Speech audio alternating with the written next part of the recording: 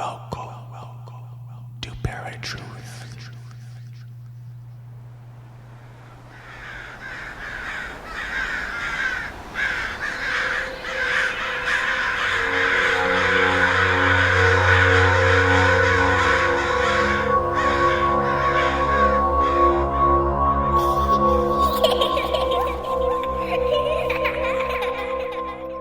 What's up, everybody, and welcome to a brand new episode of ParaTruth Reborn.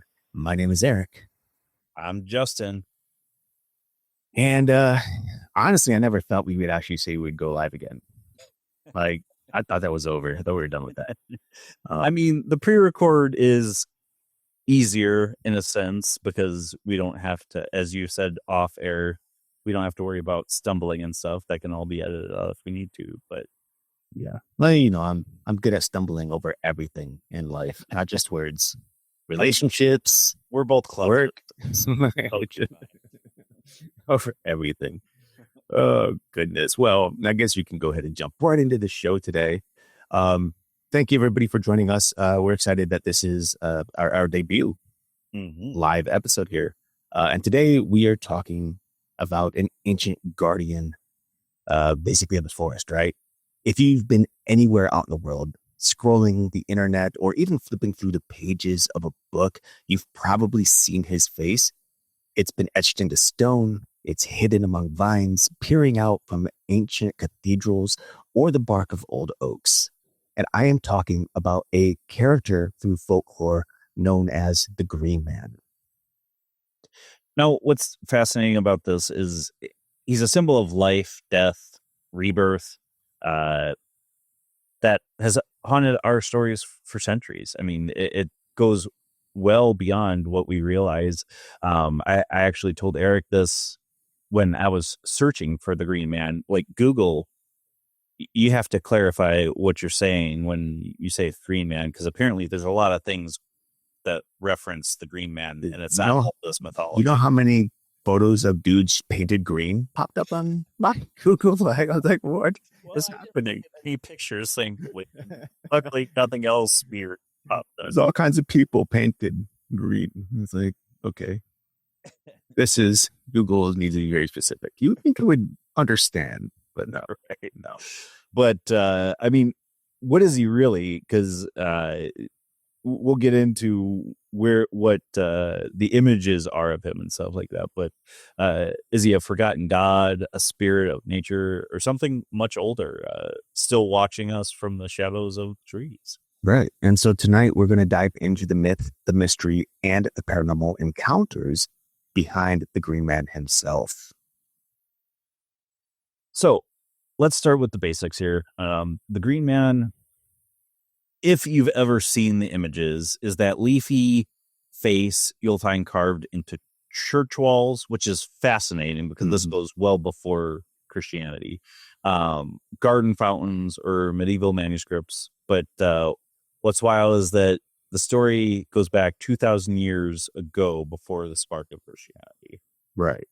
No, for sure. And in fact, you can actually trace similar imagery back to ancient Rome, and even more so, way early to the Celts, which existed 1,000 years prior to the Christian faith.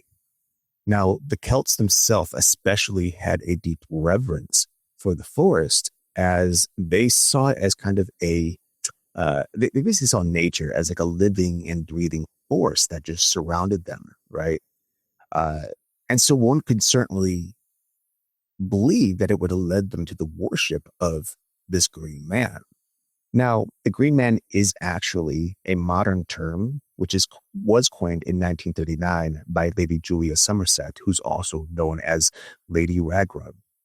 Now, which she actually came up with this name, which she used in an article published in a folklore journal. Now, prior to 1939, however, the Green Man went by several other names, including the Foliate Head, the Woodwose or Woden, and also Jack in the Green. But for simplification and ease, we're just going to keep calling him the Green Man for the most part here on out through the rest of the episode. I mean, I prefer to call him the Jack in the Green person. I mean, we could do that too. More palatable name. Why do it's weird that, like, all these different folktales that we've talked about over the years, Jack is a big man that's always used over and over and over. Yeah.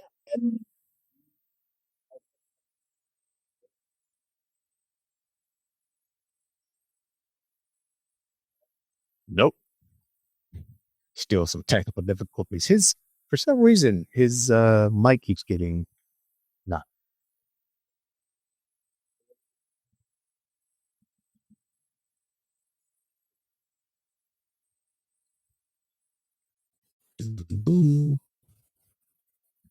I think you're gonna have to start looking into a new Focusrite, perhaps.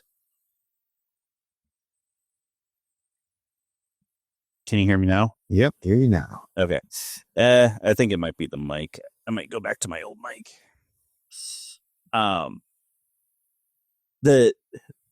When we did the what is it about the name Jack episode? We never did Jack in the Green. No. So Bernie, go upstairs. Now, the Green Man seems to be a very symbolic image representing a cycle of life, the death of winter and the rebirth of spring. Leaves sprouting from his mouth, vines wrapping around his face.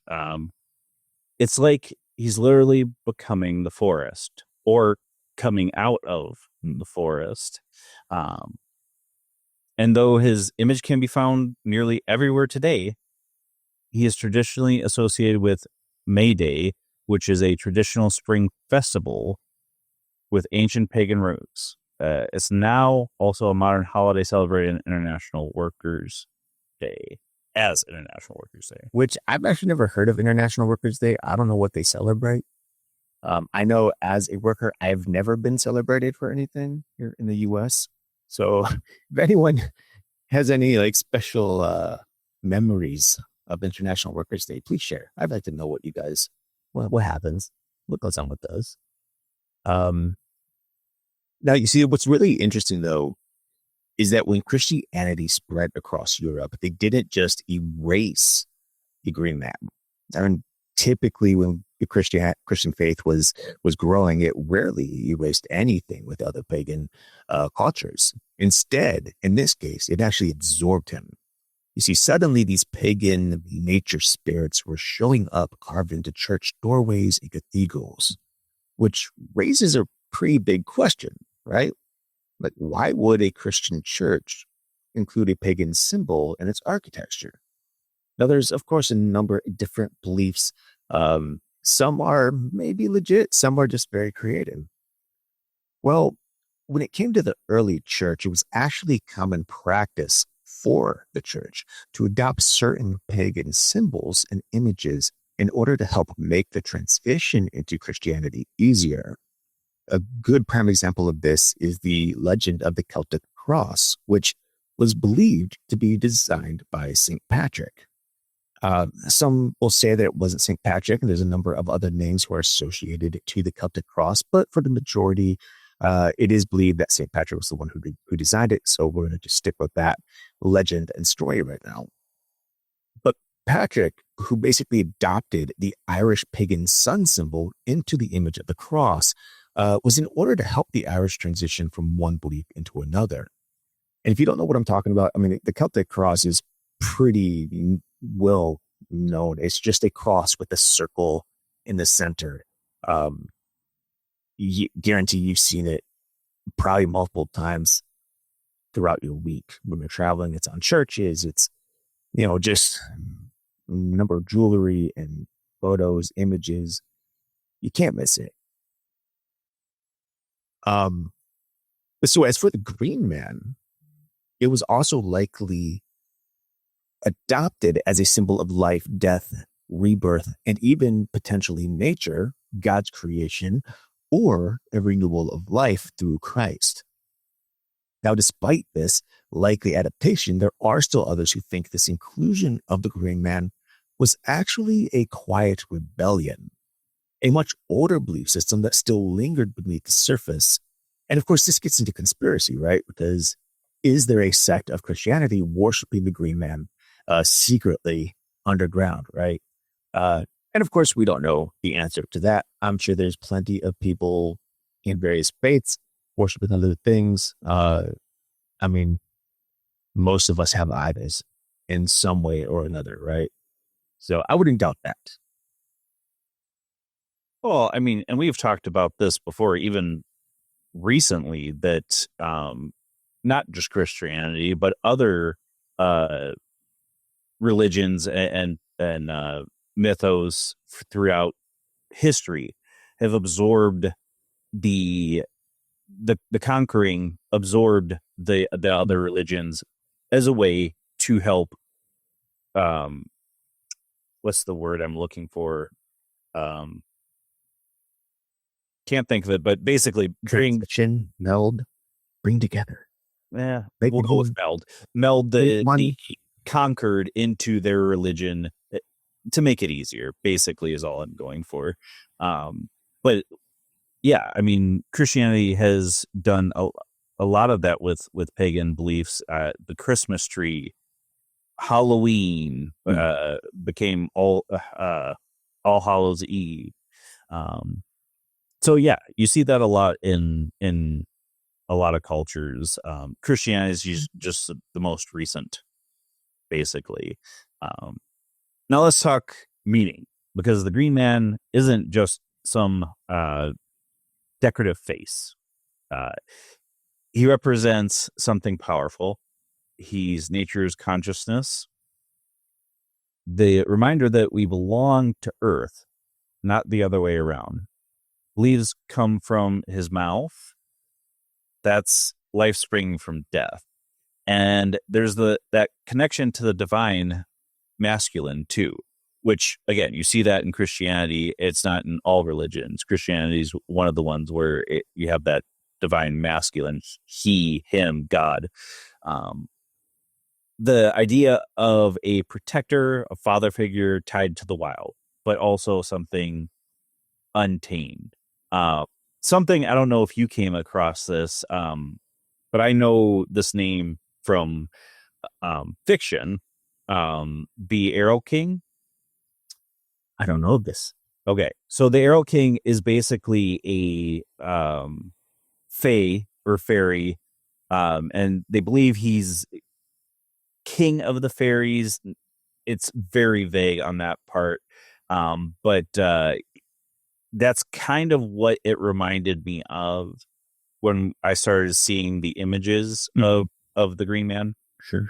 And the only reason it came up to my mind is because I'm listening to the Dresden Files on audiobook. So, and I love that set of books, and he is a prominent character in that. So that's why I brought it to the forefront for me. Yeah, for sure. You know, it always brings, when I see the Green Man or, read about him, I always think of comic books, because I'm pretty sure it's your Swamp Thing. Oh, yeah. He looks almost identical to some of the images of the Green Man that we see on cathedral walls and above doorways. I have a Green Man door knocker that I use as a plaque in my library as well, which they're all like, all the various images of the Green Man are pretty similar. There's minor differences between some of them, but for the most part, they kind of look a lot like Swamp Thing. And I don't know why the paranormal always makes me think of comic books. Maybe it's just because I'm a nerd and everything comes back to comics. But you are a nerd. I am a nerd, I know. Aren't we? Watching the video, we would see all the comic stuff behind me. Yeah. But, the other thing, though, is, the reminder that we belong to the earth, not the other way around. I think it's actually very interesting because, when you consider, at least in my faith, right, you consider the Christian faith, it's actually, they go hand in hand. We both belong to the earth while at the same time owning the earth. We're like commanded to take care of the earth, to tend it, to keep it safe. But yet when we die, our dust returns to the earth. So you're a part of it. and you come from it, but at the same time, you're protecting it and caring for it. I don't know. It's just like one of those things where it's like the earth is highly important. And I think a lot of people, unfortunately nowadays, of course, I mean, obviously there's movements happening to try to clean the oceans, to take care of the lands, to stop deforestation, right? To protect the animals and stuff. On top of just the trees, right? We need trees. If we lose all the trees, we might all suffocate and die because there's no oxygen in the trees. I don't know. Well, I mean, this all goes back to when man was young. I mean, most religions came from worshiping nature, worshiping the sun and the moon, worshiping the ancestors, stuff like that. So, well, so, when it comes to the great man, as you'd already kind of mentioned, he is more or less both creation and destruction, right? He basically brings forth growth, but he also is the storm that tears it all down as well. He's basically the yin and the yang, a simple balance, which again is probably why the Christian church actually did adopt this image into it, because it's very similar, at least to a extent, of what the Christian God is like, both the beginning, the end, the Alpha and the Omega. We see that mentioned multiple times in our scriptures, and we see the similarities throughout history among a number of different faiths, but some more so than others. now, same thing with what I'm about to say here. Maybe that he's not good, he's not evil, he's kind of both. He's wild nature embodied, and again, going back to the Arrow King, that's kind of the idea of him. He's the wild fate. He's not bound by summer or winter. He's independent of that. Now here's where things get really interesting. Modern encounters. Yeah. So there are people who have claimed to see or have seen the Green Man at one time or another, or at least something like him. In fact, there is one story from England where hikers reported a figure watching them from the tree line. They actually described it as a tall man covered in moss with eyes that looked like amber light shining through leaves. Now, I've heard similar accounts from the U.S. too. Usually deep in the woods near old growth areas. Some describe them as an elemental. Others say fae or even forest guardian spirits. The question is, though, in these instances, is this pareidolia mixed with a fear reaction to the forest or something else entirely? And that's something that I have thought about since we have been looking at this particular thing, is pareidolia. And we can say that about a lot of things in the paranormal period. No, 100%. I mean, when you talk about like walking through the forest, how many times do you walk through the forest or your local parks, the woods, and you feel like there's something watching you, right? And yeah, you got birds watching you, you got other animals watching you, the little tiny bugs and insects, right? They're like, don't step on me, I'm watching you, right? but, but it's typically a Disney movie. Man, I'm just saying, a bug's life, okay? You gotta watch it. It'll teach you everything you need to know. But typically when you're walking through the woods and you feel like the sneaker watching you, it's something that's a bit more primal in nature and feeling within yourself, right? It's like there's something that's not right. It's something that isn't normal that is watching you from somewhere beyond the trees. And it's that type of feeling that I think a lot of these people get. In fact, they actually use this description, not only with the Green Man, but also with creatures like the Dog Man or even the Bigfoot, where there's this heightened sense that it being watched and something was maybe tracking you. So you're always kind of on edge, looking, watching your back, like, why am I so paranoid? And it's very possible it's because there is something or somebody watching you, maybe in a spiritual form even. Right.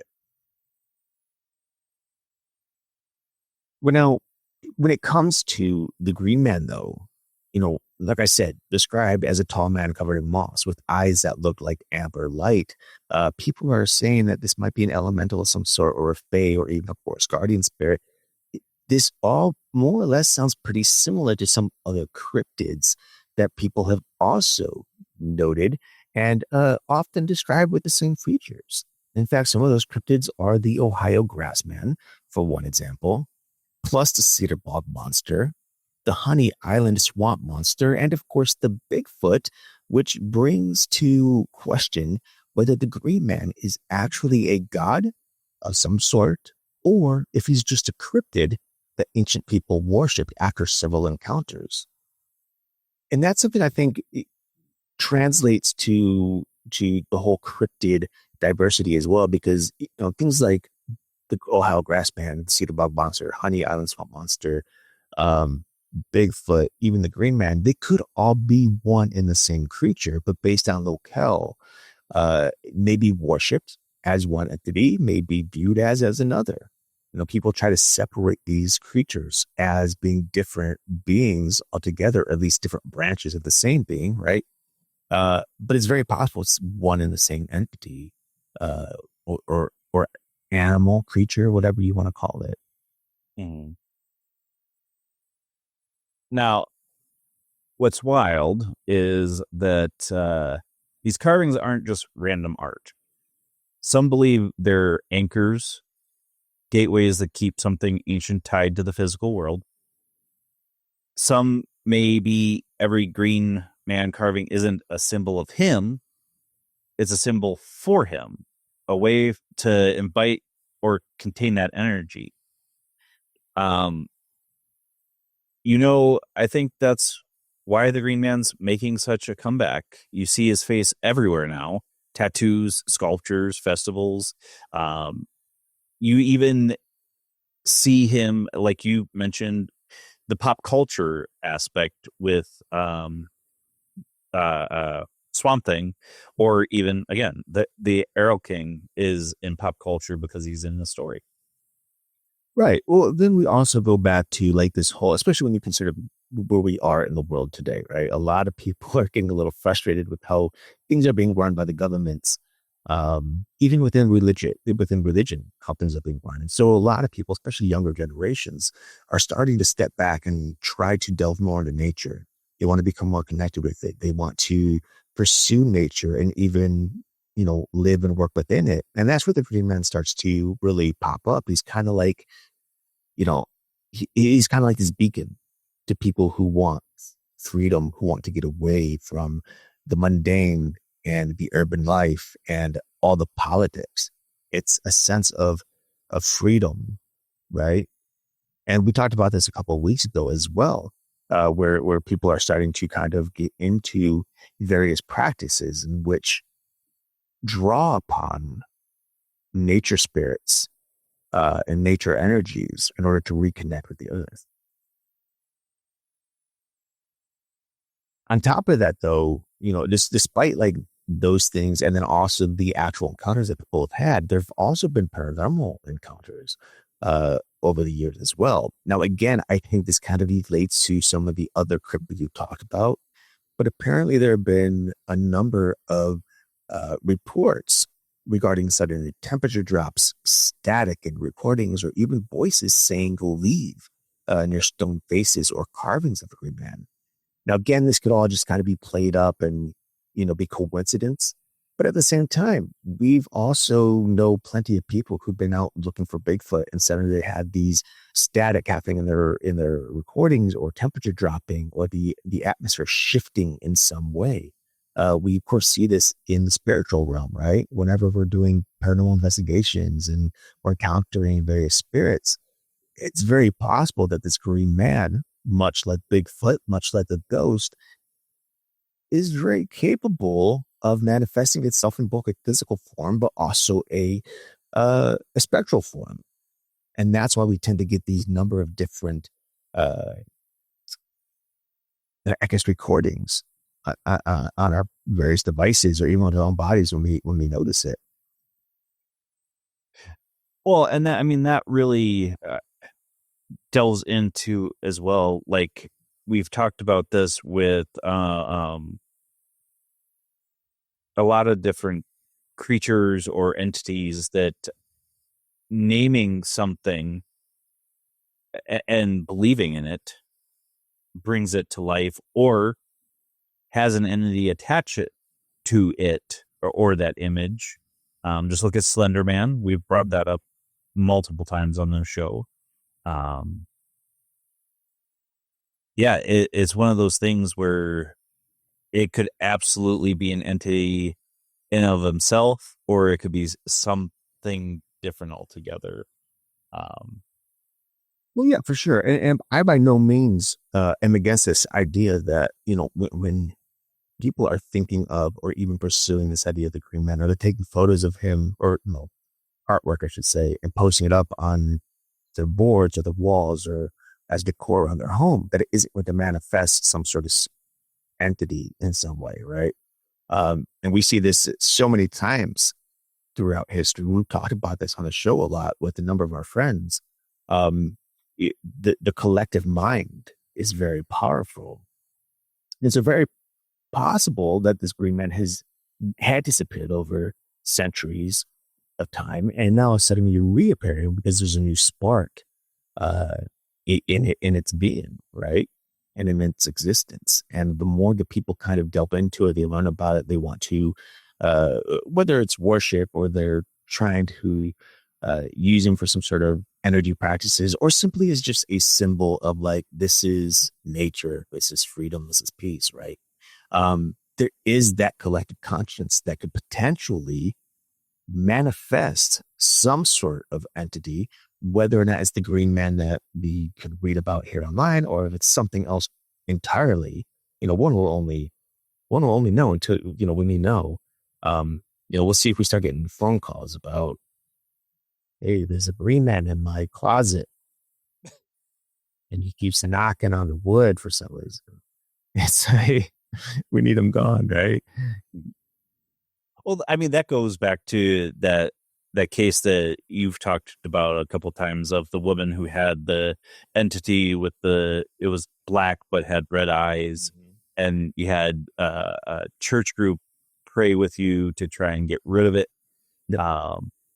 And then I know this is going completely off topic, but if I'm remembering right, you never really heard from her after that, after she called you and said it's gone. She did call once after that, and once it was gone, I mean, that was just the whole thing was so fascinating. But yeah, it's like I talked to this woman alone, right? It's just on the phone. She gave me all this information, so I knew what this entity looked like according to her, right? Standing at the top of her stairs. And so, yeah, when I had this prayer group come together, a group of friends and a pastor at the time come together and start praying over this woman and the entity in her house, one of my buddies came to me, pulled me aside and said, dude, when we were praying, I just saw this thing, this like black mass screaming, and it had these bright red eyes. And, it was just freaking out and staring at me. I was like, dude, that's exactly what she described, this black mass with the red eyes standing at the top of their stairs, right? And so we're praying and it's screaming, this is effective. Something's happening. And then the next day to find out that she's suddenly feeling calm. She feels like the presence is gone. I didn't tell her that we had completed the prayer. I didn't tell her that we're even going to do it. So the fact that it was gone all of a sudden showed not only the power of prayer, but showed that this entity was indeed gone, at least for a time. Now we know that the scripture, that in some cases, when you cast a spirit out of a place or a person in a home, it can go around the earth looking for a new place to dwell, and finding nothing, comes back to its original home, all swept up clean, and then goes back in, taking with it 7 more spirits more strong than itself, right? And this is the idea that when you cast a spirit out of something, it has to be replaced. That energy has to be replaced by something good and positive. But of course, in scripture, we're talking about God. We know plenty of people, of course, who have cast out dark energies and replaced it with light, right? White light and a good energy. And it has kept that darkness at bay. So with that said, I know I tend to drag my stories on a lot. I'm a storyteller. That's what I do. I like just talking. Until I don't, and then I'm dead silent for hours on end, and people don't like that either. Until Justin's getting upset that you're talking to a guest multiple questions. Hey, that's just good show business. Okay. That's you trying to get all the questions out of your mind before you forget them all. Well, no, it's not. It's because they're all on topic. If we're like asking questions on one topic and I'll let you go and you change the topic, then I got to pull that back to another topic. It's like, it doesn't make sense. Why are we doing this? Just keep going on the one topic, right? You. Oh man, it's even a heart attack at 40. Gosh. But yeah, no. So after that whole thing, and she did say that like that entity was gone. It's about 2 weeks later, she called me back and said that suddenly felt this energy is back again. Had a little convo with her and found out that her mom had moved back into her house all of a sudden after a few weeks. And I realized based on that discussion that part of this energy she was feeling wasn't the spirit coming back, but instead was anxiety toward her mother, who she did not have a good relationship with. And at that point, it kind of shifts from, oh, there's this spirit we need to get rid of, to, oh no, there's this brokenness between you and your mom that needs to be fixed. That is something that I personally do not have the ability to do, but also don't have the means. But there are professionals out there who can help, right? And so that's how I directed her there. And that tends to happen. That happens in a lot of cases. A lot of people think it's just spiritual. Everything is just spiritual in the paranormal, but it's not. A lot of it is also mental. A lot of it is also your relationships with the people you surround yourself with. There is a lot that goes into it. So when you're doing paranormal investigations, it's important to kind of check off everything. You want to be very well rounded, because you go in hunting, I use that word loosely, looking for something, maybe use that one, and you don't find it. It doesn't mean that something isn't happening. So you need to find out what that thing is. Okay, my story's done. I feel satisfied that the story has made its full circle. So, Heidi, no problem about being late. Totally cool. You're always promoting our show, so we love that you do that, and we're so happy that you're here in our chat room as well. Mm-hmm. Now, something that is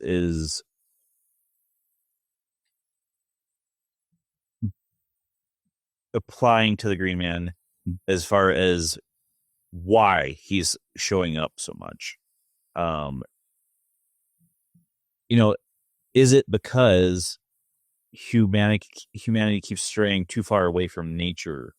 Are we so far from our roots and not connecting with nature that we used to, that he just keeps popping up in not just in architecture, but people are seeing him quote unquote in trees, in bushes, the list goes on there. Is it something that he is an entity of some kind of god, a ghost maybe, or something else entirely? Like, or again, is this pareidolia? Is this something where we're trying to assign what we see to a human face or anything? I mean, we do it with clouds too. Sure. Yeah, I think if the Green Man is real, I think he's more of a archetypical. Go with that word. Y'all know I haven't been in college in a while. Okay, I don't know all my words. Basically, he has the ability to take on many forms, and in this case, he would be more of a spirit. We see him in basically the artistry of Pan, right? We see him in I think it's Cernanos, something like that. Even in the modern idea of Mother Nature's counterpart. And I think if we are seeing him pretty regularly nowadays, or people are, maybe there is kind of like it's kind of like a warning. It's kind of like this reminder, like, hey, look, you are destroying this planet, right? There's deforestation. You are killing the animals you're not supposed to be killing. You are trashing the oceans and the rivers. You're basically destroying it. The ozone, that's going away supposedly, right? And now it's kind of inviting this entity back to kind of take claim and show people like, hey, there is more to all these things around you, more to nature than what you think, right? Because like for a long time, I'd go outside, I'd see, oh, that tree is a tree. Oh, that piece of grass, that blade of grass is a blade of grass, right? That water is just water. But no, when you actually take the time to sit in the middle of the woods, or I like this when I'm near the ocean, I just sit in the ocean. I bob up and down, right? When you're there and you're biting it all in, you're absorbing, you start to realize nature that seems to be not living, right? The trees and all that stuff is actually a living, breathing thing. It has a spirit that hovers over it. It was created by God. And so there is much more to these things than simply inanimate objects. Like there is a butterfly effect when you start destroying things and harming the planet. I mentioned the animals. Like, why do you keep saying animals? Well, animals are very important in terms of the ecological system that we have in the world, right? So we know here in the U.S., wolves are constantly. Actually, they get me on this one. I'm going to try not to though. But Trump is very supportive of killing wolves, and that is very, very, very, very bad for the environment of the U.S. because wolves are a very key element to keeping the wild, right? In fact, there was a study conducted when wolves were initially re-released back into Yellowstone. After just putting several wolves back in, over the course of a year or two, it completely changed the landscape of Yellowstone Park, all because of wolves that were added, because of things that were eating. It was stopping plant eaters from killing all the grass and eating all the leaves. It was cutting down on the fish population in the rivers, and so the rivers started to change course, and the land started shifting. There's this whole thing that happens, right? And it's something I think we need to be very aware of. There is a butterfly effect, and I think in part that is why we tend to see this possible green man image start showing up, because there is this warning sign saying, "Hey, look, remember what I am, who I am, what this is. You need to be careful." Oh, Heidi says she thinks he's more of a nature spirit or elemental. Mm-hmm. She also didn't hear people actually having encounters with him either, which typically I haven't until actually digging into the research too. Now, what's fascinating is, we've brought up a couple of like Swamp Thing. We've brought up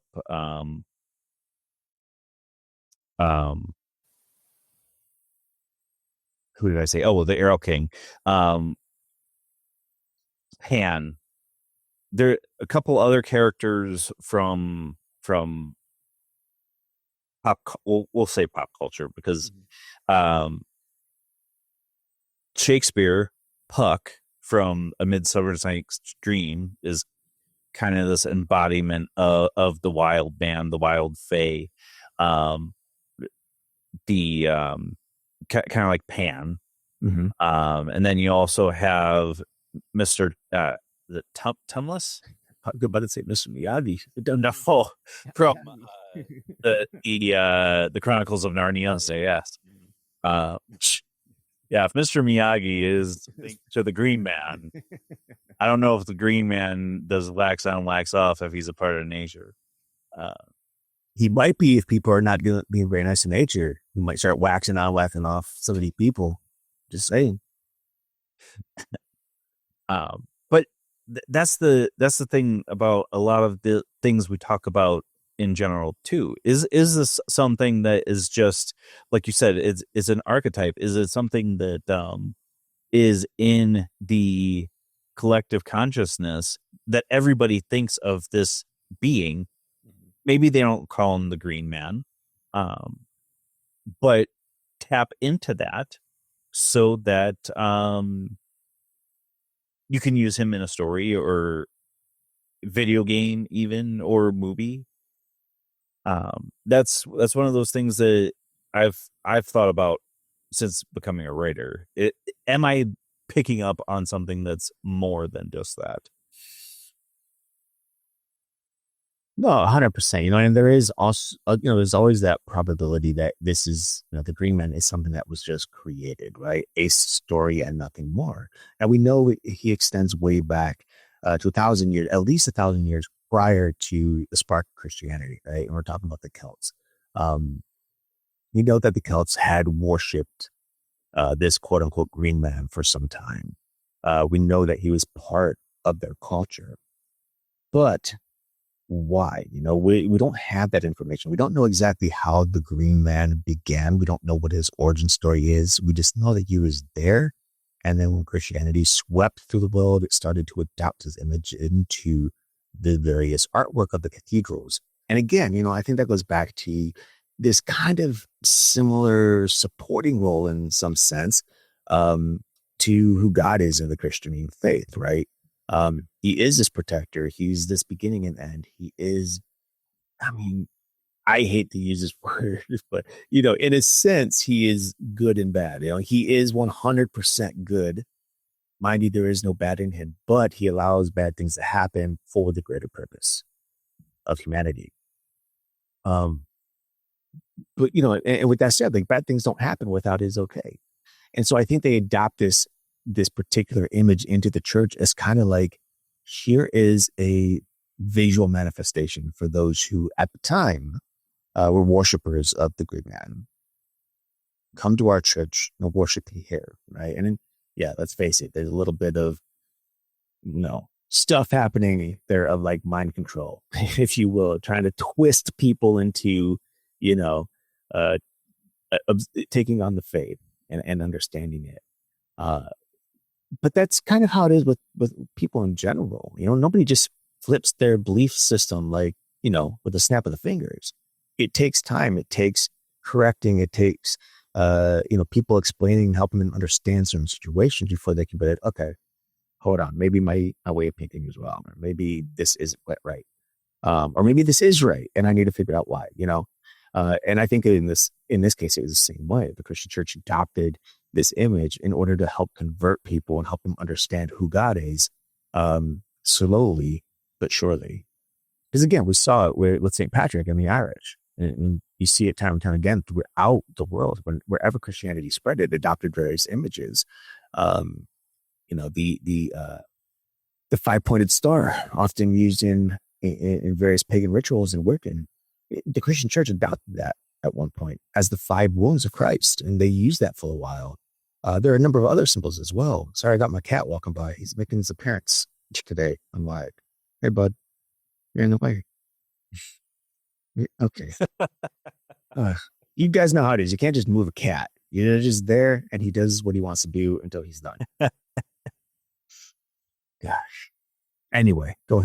Yeah, I'll let this go. Go ahead. I want to try to course him out of here. Put your butt down, please. Thank you.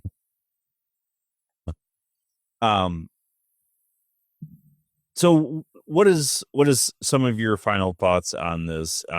Is it something where humanity is being called back to nature?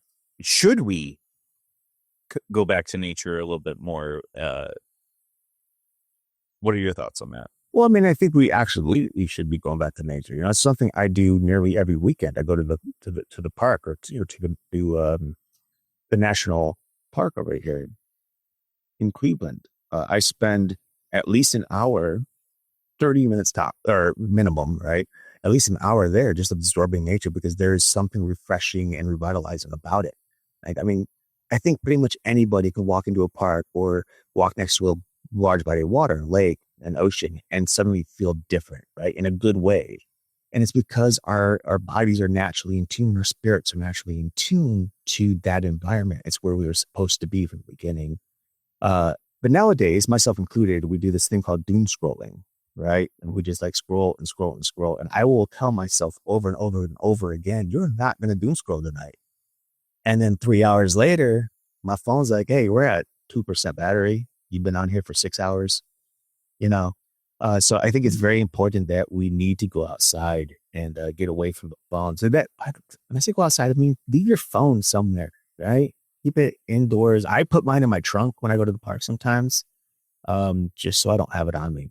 And so in that case, yeah, I think this is, if nothing else, a call to come back to our origins, come back to the world in the sense of Earth, as opposed to the world in the sense of this is what the modern world wants you to do. All the phones, all the AI, all the computers, like it's getting ridiculous. Yeah. I mean, I agree 100% about we need to have at least some type of connection to nature. Even if that's like, for me, example, I'll go out in the backyard, I'll put a fire up and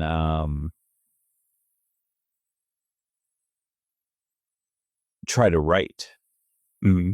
And that, like Heidi mentioned, it's a grounding for a lot of people. Not everybody, but I think if people gave it a chance, I mean, you would find that nature actually has a calming effect on the human mind. No, 100%.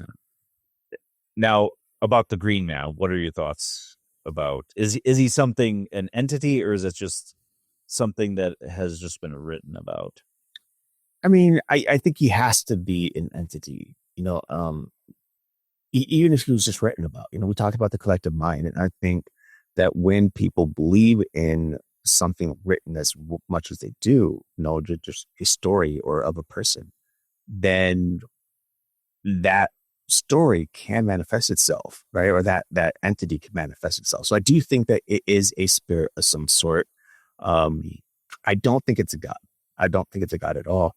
I think that he is some sort of forest spirit, maybe, if he exists.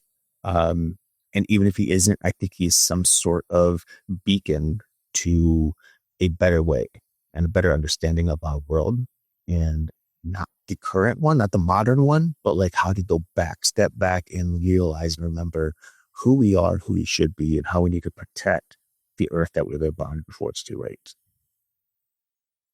Well, but you brought this up earlier, like with talking about what Green Man is, or is he linked to like cryptids of some kind, and that people have worshipped these creatures for years.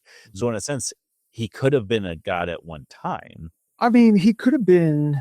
Yeah, I mean, now we're talking about like, how do you define a god, right? So that's a very different thing. Anything could be a god. This water bottle, I drink out of this water bottle. Well, I guess this particular one for like the last 48 minutes, but another water bottle, if I were to drink it religiously, out of that one bottle, could become my god. Like, I don't have this water. I do somebody who would freak out, like literally lose their mind if they didn't have that water bottle. They had so much variety. One in general, well, water in general, Oh. but primarily because they had this water bottle. It's like if she didn't have that bottle with her, she was losing it. Like pure anxiety, could not talk, could not think, could not do anything because she didn't have this water. It's like that became a god.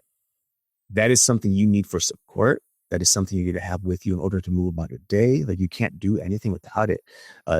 So, it's important to recognize what a god is and who you're raising up as a god. So yeah, something like this, if this was an entity, let's say this was like a Bigfoot creature, right? If the man is actually just a Bigfoot, because we know that the descriptions of him are very similar to what we see on the Ohio Grassman and the Bigfoot and other likewise cryptids. And so if there was a culture or a people who came across this Bigfoot-like creature and saw it as something much more majestic than what they were, they might worship it. They might say, this is my God, and raise it up, even though it can't do anything, right? Mhm. It's just a creature. Maybe it has magical powers. I don't know. We don't really know. Depends on who you talk about. Well, it depends on who you talk about. Yeah. Right. But yeah, I mean, I agree with you. It's just people will worship things that as a god, even though they may not, and again, you already said it, how do you define a god? Other than people worship it. I mean, whatever that may be. Apple products, anybody? Come on now. I mean, it's true though. Like, I mean, how many of us will not be caught dead without our iPhones? Some of us, well, yeah, and it's just like we're constantly staring at it. We have, in a sense, whether we believe it or not, have turned our technology into our gods because we're not willing to do anything without them. It's like, what's it like outside? I don't know. Let's ask Siri. Let's find out. No, go step outside, take a look, open your windows, whatever, and enjoy nature, right? But instead, we're going to place our faith in what the phone says, even if it's wrong. Okay, this is the answer. I look outside, it's sunny, but it's just going to rain all day, so we should just stay home. Okay, that means seeing is believing, but when you're reading, I don't know, maybe it's just me. Maybe I'm the only one who doesn't like to have a phone as their guide. Well, with that being said, too, like I'll check weather on my phone just because I don't watch the news, so I don't see a forecast at all. But I'm not saying there's anything wrong with doing it, but it's like if you're gonna plan your whole day. No, yeah, I don't plan my whole day. It's just one of those things where it's like, what should I wear today? Not what am I gonna do? It's supposed to rain all day, and the weatherman is only right 60% of the time, and it's just wild. Why are they getting paid? Why are y'all getting paid? I mean, back to this point, with the Green Man, you can't control nature, and you can't control the human mind to see things or even be afraid when you see something that you can't understand too. But I don't believe he is a god. He may have been an entity of some kind that people might have worshipped at one time or another, but I believe him to be like a forest spirit or fae of some kind, something like that. Yeah. I think that's my perspective on that, because it's one of those things where we can't even like I said at the beginning, you can't even really find narrowing it down to what the Green Man is. As far as Google is concerned, anyways, we'll say that our gods are wrong. They don't know the answers.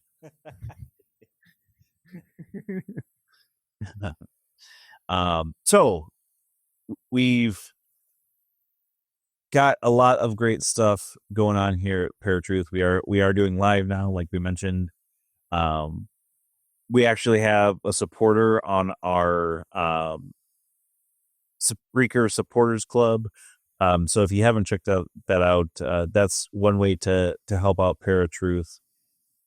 Or if you just get on and talk to us, that helps us greatly, and we love the interaction. And that's kind of why I wanted to switch to live, because it helps with listener or watcher interaction too. And please don't kill me if I butcher this name. I'm so sorry if I do. Please correct me in comments or whatever. Jurahala Whitting is the name of the person that's started donating to the supporters club. So thank you so much. Next week we've got a really interesting show planned. We're going to be bringing on Kat Ward from Paranormal Heart, and we're going to be discussing the most common questions about the paranormal. So if you have questions about the paranormal that you've not heard answers to, get it in the comments. Get it. I'll be doing posts about it before next Tuesday. Comment on that as well, because I mean, I can come up with a bunch of common questions, but I would rather hear from you, our listeners, what your questions are about the paranormal. Anything else I'm forgetting? Well, I mean, Halloween is over, which I haven't forgot that. happy belated Halloween, everybody. I hope it was good, like fun for y'all. But that means, Christmas is not far around the corner, and sadly, Watch your tongue. people have Christmas lights up already.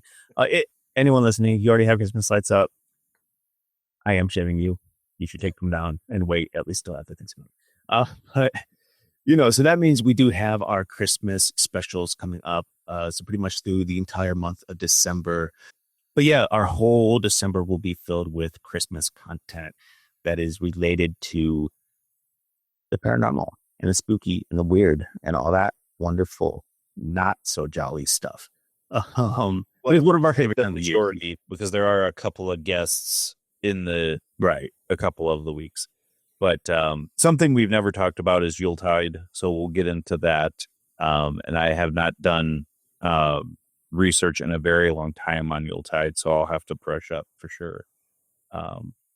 Make sure you like, share, subscribe, so that way when we go live, you'll be seeing us. And until next week, folks, where you'll find us same time, same channel. My name is Justin. And I'm Erik. Peace.